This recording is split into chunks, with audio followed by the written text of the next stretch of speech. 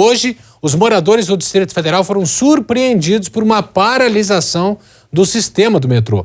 Por conta de furto e rompimento de cabos de fibra ótica, as estações foram fechadas e o metrô só rodou depois de 1h da tarde. Um dia difícil para muita gente. Quem precisou do metrô na manhã desta terça-feira encontrou portas fechadas. Um cenário que se viu em todas as estações. Os ônibus, que pareciam a melhor alternativa, foram reforçados pela Secretaria de Transporte e Mobilidade. Apesar disso, eles ficaram assim, lotados de passageiros. Lotado.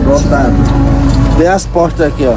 Tirar o carro da garagem para quem tinha essa possibilidade também demandou paciência.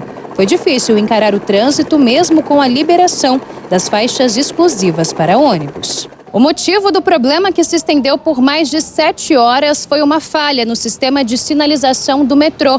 É ele o responsável por enviar para a central de controle a localização em tempo real de cada trem.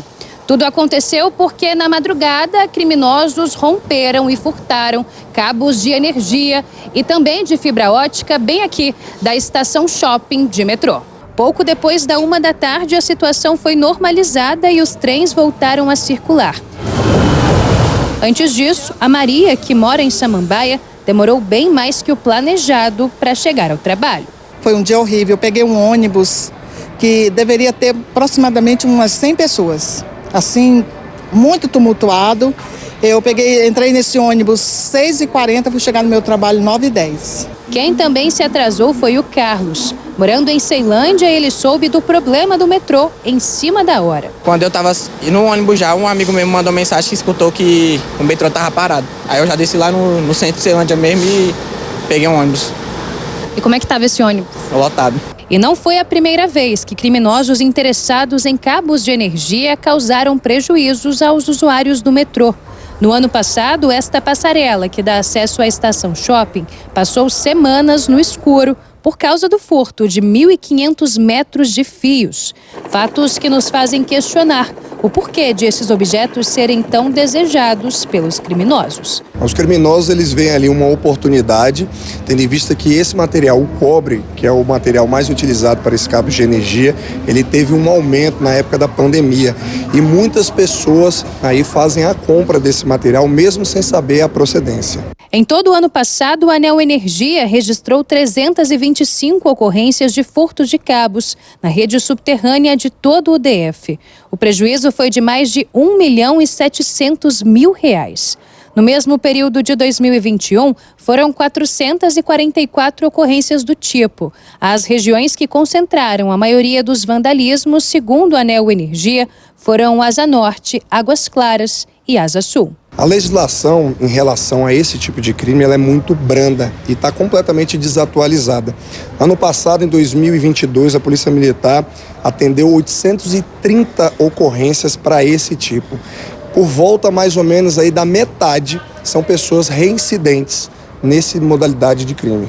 Depois dos prejuízos desta terça-feira, o desejo dos cerca de 140 mil usuários diários do metrô era um só: uma volta para casa mais tranquila. Volta para casa um pouco mais tranquila agora? Agora, graças a Deus. Pois é, então a gente está falando aí de roubo de cabos de fibra ótica para dados e também do problema que já é recorrente também em outras áreas, não só na questão do metrô, do roubo de cabos de energia. Bom, de qualquer maneira, é dano causado por interesse de alguém ali nesse material. Bom, depois de todo esse prejuízo, vamos conferir como é que está a volta para casa. Ariane Bittencourt, boa noite para você. A gente está vendo, pelo menos por essa imagem, movimento agora dentro do normal, é isso?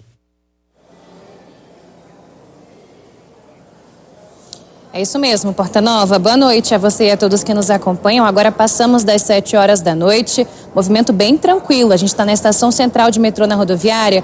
Paulo de Mello, nosso repórter cinematográfico, mostra para você que nos assiste. Situação bem normal, bem típica aqui na estação central. Mais cedo, quando a gente chegou, ali por volta das 6 horas da tarde, havia um fluxo mais intenso de passageiros, inclusive com grandes filas ali no guichê. Mas agora a gente percebe uma situação completamente normal. Então, muitas das pessoas que tiveram de recorrer a outros meios para que pudessem ir ao trabalho no começo do dia, muitos de ônibus, outros tantos de carro, de carona, já acabam então optando pelo metrô nessa hora de voltar para casa. Situação bastante tranquila.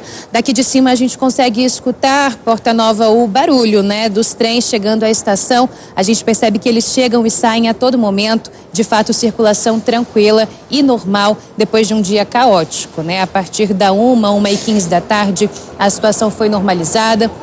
O pessoal começou a voltar a utilizar o metrô e agora a gente percebe que nessa, que é uma estação de muito movimento, a situação está bem tranquila nesse momento. Pois é, a estação central, então, do metrô, a gente vê no movimento dentro do normal. Muita gente, Área, agradeço a sua participação, a gente vai falar de trânsito agora.